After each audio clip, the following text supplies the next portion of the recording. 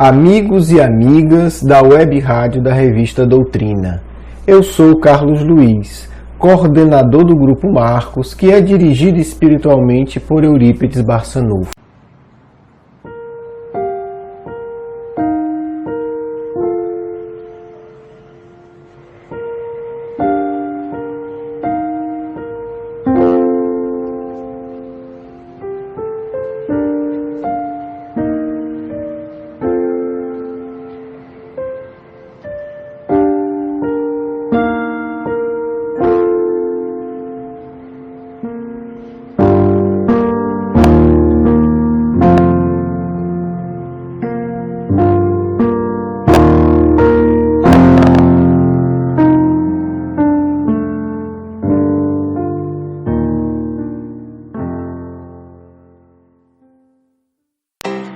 É com muita alegria que hoje a gente está dando continuidade ao nosso programa, quer dizer, estamos nos encontrando semanalmente. Isso para mim é motivo de comemoração. Hoje nós vamos para o nosso Pod-Sim 88, que se chama O Brasil, o Mundo e a Sombra. Antes disso, alguns rápidos avisos. Quem navega no nosso blog, certamente vocês navegam, deve ter notado que a gente está começando a fazer várias modificações. Então eu já vou de antemão pedindo desculpa pela bagunça. A bagunça deve durar até o fim do ano, né? Estamos em novembro, então mais aí uns 15 a 20 dias de bagunça, talvez 30. A gente está arrumando a casa para o Natal, tá certo? Mas não só para o Natal, porque a partir de janeiro a gente vai, né, começar o segundo módulo do nosso curso, Educação Espírita, um convite à juventude, tá certo? Para todos os jovens, para jovens de todas as idades, né, podemos colocar assim, e a gente está reestruturando tudo, tá certo? Então a gente já vai pedindo desculpa por essas bagunças, mas é por uma boa causa. O nosso módulo 2 vai ser sobre Jesus de Nazaré. Então, mais um motivo para a gente organizar a casa para o Natal, que é a festa dele, e para o início do módulo 2, onde nós teremos 12 aulas, 12 encontros sobre Jesus de Nazaré. A nossa proposta é não parar mais, né? Deus nos ajude em relação também ao curso. Então, a gente está se estruturando para que a gente comece o módulo 2 em janeiro e em dezembro de 2007 a gente esteja concluindo o módulo 5. Certo? Então serão, né, mais 4 módulos. Já tivemos o primeiro, onde a gente tratou da migração espiritual, da nossa história coletiva e individual. Depois a gente vai dar continuidade até o módulo 5. Quando a gente chegar no módulo 5, teremos ótimas novidades, tá certo? Mas primeiro vamos chegar lá. Ok, esses são os avisos principais e o mais importante, né? Teve os principais, agora o mais importante.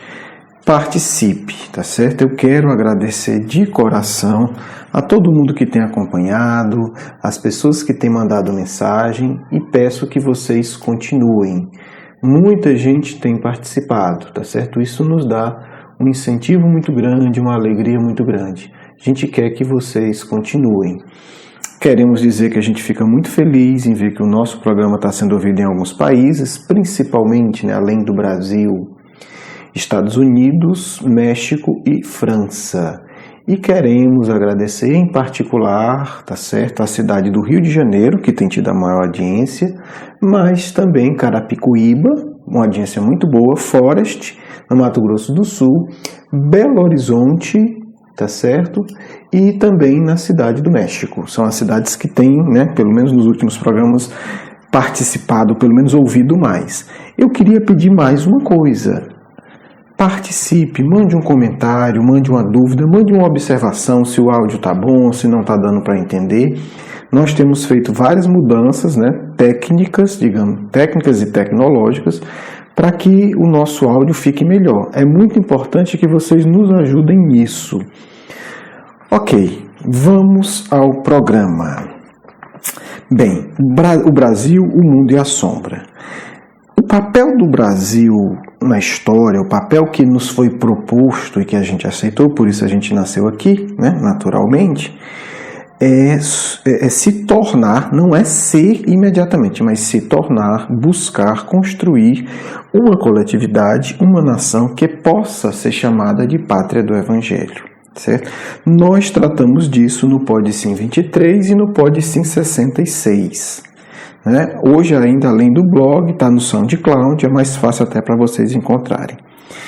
O tema sombra, que é um conceito junguiano da psicanálise, mas é um conceito fácil de entender e importantíssimo, foi tratado no Pod Sim 61, que também está aí à disposição para ouvir, baixar e etc. Então a gente vai tentar avançar um pouco mais na reflexão, juntando o que a gente já falou nesses 3 programas anteriores. Primeiro, vamos começar pelo indivíduo, por cada um de nós. Nós precisamos necessariamente, para evoluir, termos que lidar com as nossas dificuldades íntimas, tá certo? Isso é muito, muito importante. O lidar com a dificuldade íntima significa, inclusive, lidar com aquela parte de nós, aquela parte dos nossos impulsos, aquela parte da nossa história construída ao longo dos séculos e dos milênios que nós não gostamos, certo? Essa parte nossa que nós não gostamos, o Carlos Jung, o Carl Gustav Jung, vai chamar de sombra. Pode até ter virtudes, mas são virtudes que nós não gostamos, tá certo? Então o que acontece? Nós escondemos essa parte, é uma parte que nos dá vergonha. Quando nós nos sentimos envergonhados por algo, nós estamos tocando nos conteúdos da sombra. Todos nós temos sombra. Sombra é a parte que nós negamos de nós. E o curioso é o seguinte, para a gente superar esses, quando são vícios, defeitos que nós temos vergonha, o único caminho de superação é nós reconhecermos que nós temos esse ou aquele defeito. Um exemplo fantástico de como trabalhar com a sombra, nós temos no apóstolo Pedro. Quer dizer, o grau de honestidade com que Pedro reconhecia as suas fraquezas é algo grandioso, né? Eu acho que talvez por isso, em grande parte por isso, Jesus colocou ele como um dos exemplos de crescimento espiritual destacados no Evangelho. Né? Não é porque ele alcançou uma grandeza espiritual ou porque ele já tinha uma grandeza espiritual na época, mas ele tinha essa grande virtude, essa grande característica de não negar a sombra. Um exemplo claro, Pedro nega o Cristo, né? Nega o Cristo, que é também uma postura de sombra, né? Quer dizer, a sombra é negar virtudes e negar vício, quer dizer, Pedro negou o Cristo, negou o companheiro e negou o Cristo interior. Mas ele se refaz e a partir daí, né, eu vou botar aqui minhas palavras, ele diz, agora eu não vou mais me deixar dominar pela minha vergonha, pela minha sombra. O que é que eu vou fazer? Eu vou assumir os meus defeitos claramente. Né? Porque na hora que o Cristo diz, Pedro, tu vai me trair, se ele tivesse tido uma postura de acolher isso, que significa, Senhor, eu tenho essa fraqueza, como é que eu lido com ela? Talvez ele não tivesse traído. Mas como ele diz, eu não vou trair jamais, quer dizer, ele está negando a fraqueza dele. E quem nega a própria fraqueza torna-se vítima da própria fraqueza. Né? Então, o caso de Pedro é muito emblemático nesse sentido. Não, eu não vou trair, está achando que eu sou covarde? E, na verdade, ele traiu, né, como está no Evangelho. E é muito bonito ver depois a grandeza dele, mostrando que ele sempre reconheceu esse episódio. A gente vê no Paulo Estevão com mais detalhe a postura dele. Ele disse, olha, eu também neguei o mestre, quando as pessoas querem que ele não receba Paulo. Paulo perseguiu e eu neguei. Né? Ele não faz de conta que nunca errou e se coloca numa postura de autoridade. Não, ele continua reconhecendo as suas fraquezas e por isso se torna grandioso. Bem, agora vamos juntar isso, né? Essa ideia da sombra com a ideia do Brasil.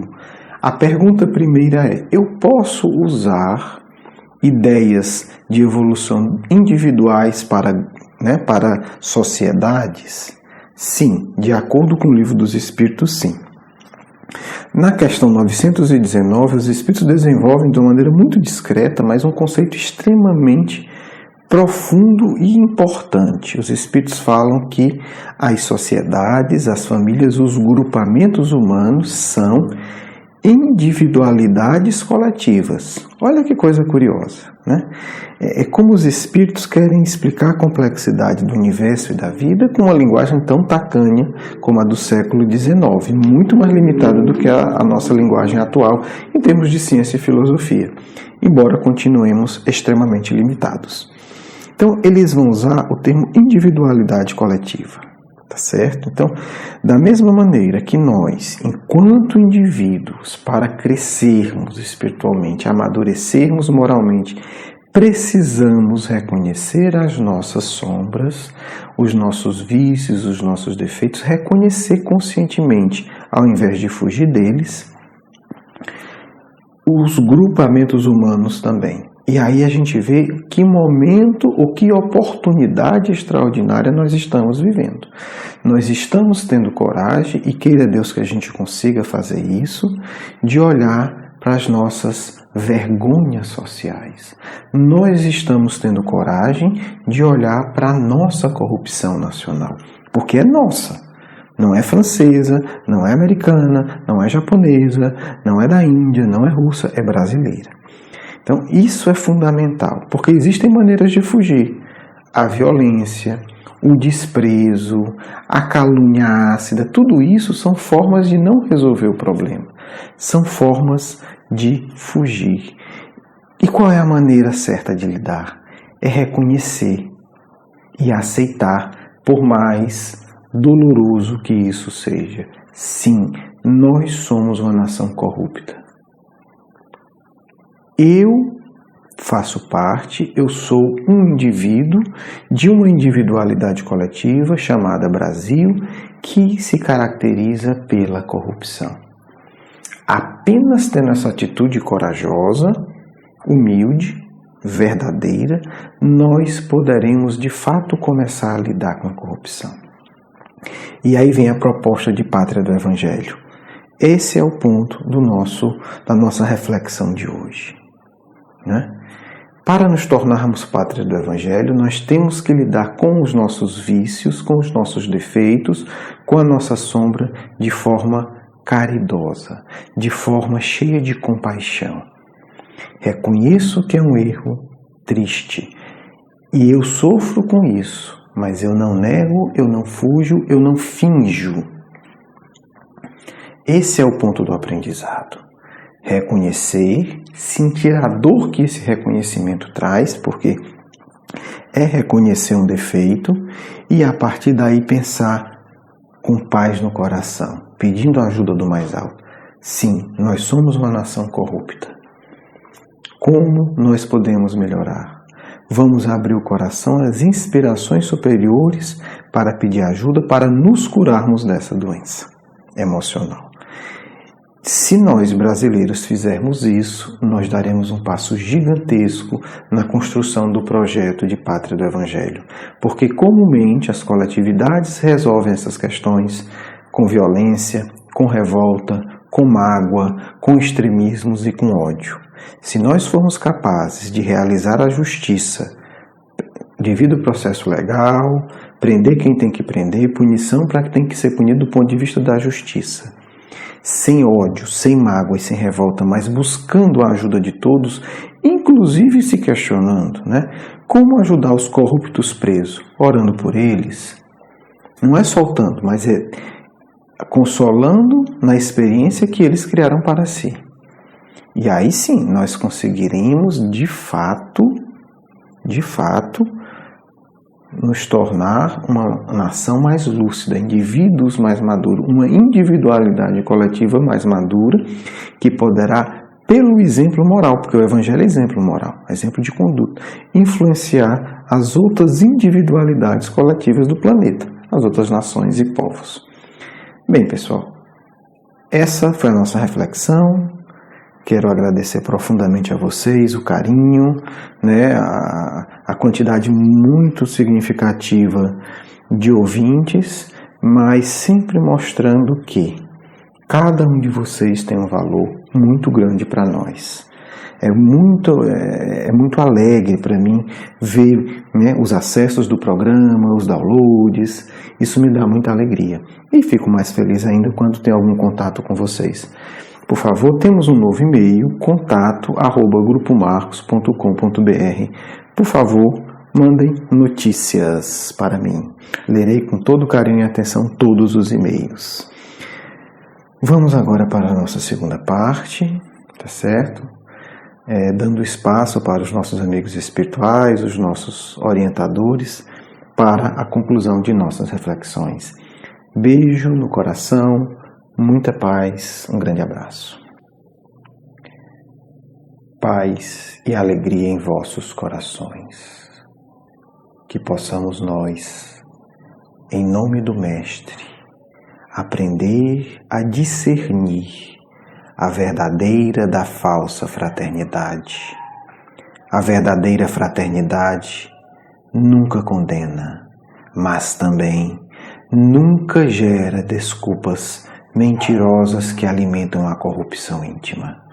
A verdadeira fraternidade reconhece o erro do outro, mas reconhece acima de tudo a necessidade de suporte e amparo para o outro que erra.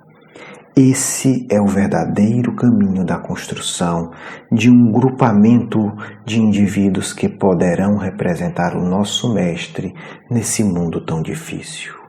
Amigos, a construção do Evangelho inicia-se e completa-se no coração de cada um de vocês, orando abnegadamente a cada dia, pedindo ao Senhor a luz íntima e espiritual para discernir as próprias virtudes dos defeitos, pedindo o amparo do Mestre, para que Ele nos envolva em suas energias, para que tenhamos a paz e a tranquilidade suficientes para abrirmos o nosso coração para o Pai. Uma nação se constrói apenas com almas abnegadas. Todos os impérios da face da terra, que foram construídos com base na intriga e na calúnia, no ódio e na guerra, na maldade e no vício, desmoronaram fatalmente. E assim será, tantas vezes quanto forem necessárias, para que os filhos de Deus entendam que apenas só há estabilidade real quando ela é construída a partir de corações fraternos. Todos os movimentos sociais serão infelizes até que adotem a fraternidade pura e santa orientada pelo Mestre de Nazaré. Todas as conquistas individuais serão tolas e ilusórias, até que aprendam que todas as virtudes e todas as riquezas deverão servir, submeter-se a um único propósito, que é a lei do amor, que é a vontade suprema do Criador do Universo. Isso é o que dará sustentação ao crescimento individual e coletivo, às obras artísticas e às obras religiosas, às famílias, aos grupos espíritas, aos grupamentos religiosos do planeta. Todos seremos fortes, independente da causa que estamos esposando, quando tivermos por base o amor do Cristo a traduzir-se em sentimentos e ações da fraternidade pura e santa que ele exemplificou. Irmãos e amigos, precisamos dar um passo além.